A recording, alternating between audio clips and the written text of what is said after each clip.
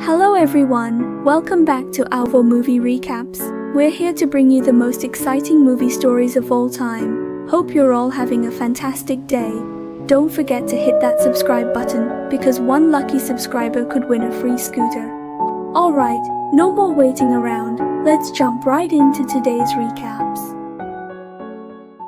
One day in the future, alien war armor invades Earth, launching a frenzied massacre against the human population.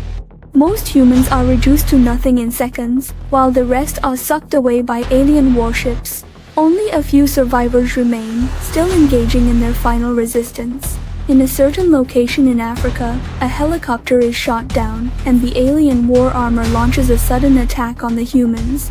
Soldiers are instantly killed before they can comprehend what's happening. Chaos reigning in the scene. The protagonist, Apo, is blasted away as soon as he turns his head. Upon regaining consciousness, he finds himself imprisoned. Strangely, he discovers he now possesses the ability to discharge electricity from his body. Wiping off the dust from a food tray, he notices a handsome stranger in the mirror, realizing he has amnesia. He pries open a brick from the wall and sees the devastation outside, screaming for help. A woman in the neighboring cell tells him to shut up, explaining that humans are at war with the aliens. Her name is Dia, and she warns Apo that some people are more terrifying than the aliens. Ignoring her advice, Apo continues to call for help, attracting the attention of some bandits. Seeing Dia, the bandit leader desires her, but Dia, a combat medic from the field hospital, proves to be formidable. She ambushes the bandit leader, seizing his gun and dispatching one of his men with a shot. However, the gun runs out of bullets, leading to a struggle between them. With the unexpected assistance of a crumbling brick, the fight ends perfectly. Meanwhile, Apo, a former Special Forces soldier, effortlessly deals with the bandits both indoors and outdoors, thanks to his innate abilities and newfound electrical powers. But just then, an alien war armor emerges from the smoke. Despite its emaciated appearance and severe downgrades, its combat prowess remains formidable. Apo hides inside a scrapped car, benefiting from the low-grade configuration, as the alien war armor fails to detect him, narrowly escaping danger. Later, Apo reunites with Dia in the cell, and after a brief preparation, they set off together. Finding a car, they embark on their apocalyptic escape. However, their journey is cut short by an attack from armed militants, causing their vehicle to plunge into a pit. They've fallen into a robbery trap, orchestrated by the leader who demands all their water. At that moment, the leader notices a mark on Apo's arm, indicating affiliation with the American communication base. Believing the Americans responsible for the alien invasion, the leader prepares to shoot, prompting Apo to retaliate swiftly. As a Special Forces soldier, he effortlessly dispatches the attackers. Now, they restocked their supplies, and acquired a convertible jeep. Now, to reach the American military communication base, to uncover the truth. As numerous alien war armors invade Earth, initiating the human extermination plan, leaving behind a trail of devastation, Apo and Dia find themselves pursued by one of these armors to a village. When their car gets damaged, they are forced to abandon it. They stumble upon a father and daughter being chased by an alien war armor. The father sacrifices himself to protect his daughter, turning into smoke the next moment. Dia tries to distract the alien war armor with gunfire, but it's too late. The little girl falls victim to the attack. Terrified, Apo and Dia hide under a pile of rocks, motionless. After a brief search, the alien war armor turns and leaves. Dia, overcome with grief, clings tightly to Apo. The next day, the two continue their journey, but are soon surrounded by a small rebel squad. They're bound and used as bait, but to everyone's surprise, Apo emerges unscathed after the alien war armor scans them. The squad immediately attacks, but their bullets are ineffective against the robot. It effortlessly takes down several members until a rocket hits it, momentarily halting his advance. Taking advantage, the squad launches another attack, and the bandits disables it with a high-voltage electric shock. However, another alien war armor arrives, and despite their attempts to evade, they are swiftly annihilated. Despite the squad's bravery, they lack heavy firepower. and their resistance is futile.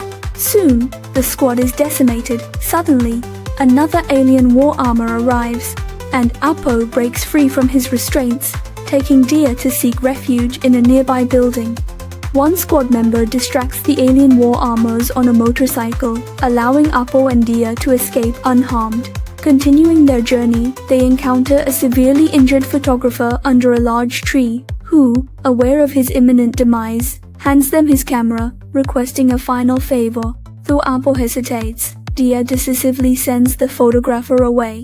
Following the photograph's directions, they head towards the communication basi. In a village, they luckily find a car and drive along the post-apocalyptic roads. The rare moments of ease foster a quick bond between them, but their respite is short-lived as a distant sandstorm signals danger. Hastening away, they are pursued by the vast alien army, eventually seeking refuge in a farmhouse's basement. As the alien army passes through above, the ground trembles, and in fear, the two cling tightly to each other. Just as their relationship seems to be progressing naturally, the entire house is suddenly lifted away by an alien spacecraft. Dia, unable to escape, succumbs to the same fate. The vast army of alien war armors had just passed through when a flying saucer hoists the entire house into the sky, taking Dia with it. Apo watches helplessly as his beloved slowly drifts away, disappearing into the night sky along with the spacecraft. Alone now, Apo's journey becomes even more arduous.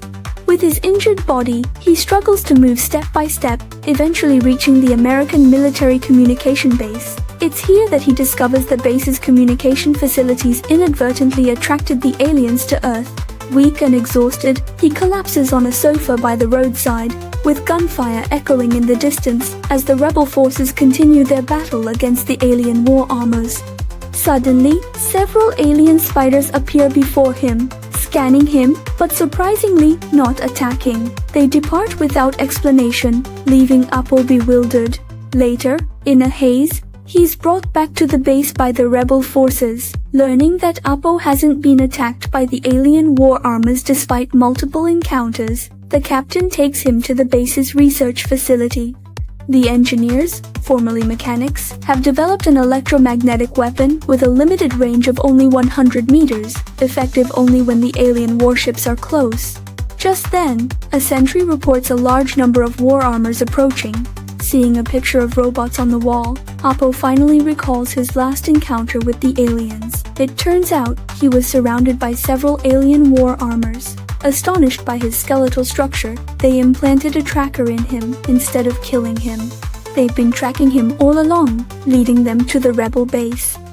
Realizing this, Apo feels guilty and volunteers to use the electromagnetic weapon against the alien warships as a form of redemption. At this moment, a large group of surviving humans has been herded onto a stadium by the alien war armors. Anyone attempting to flee is ruthlessly obliterated. Just then, an alien warship slowly approaches, threatening to abduct everyone if action isn't taken. Apo rushes forward, hurling a grenade at the alien war armors and urging everyone to run amidst the chaos.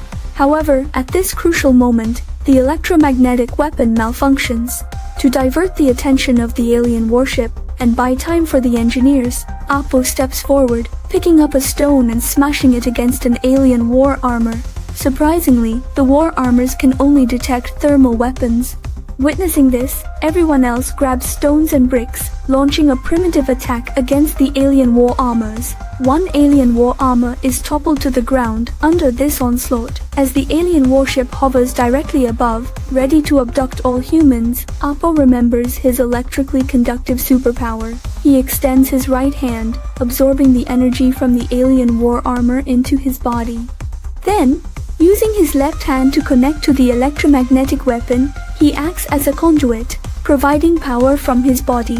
The electromagnetic weapon is successfully activated, emitting a powerful electromagnetic pulse that disables all the war armors instantly. The alien warship, too, is destroyed by this immense electromagnetic wave, ultimately crashing to the ground. In this way, the aliens are defeated almost as if in a game, and humanity achieves its final victory.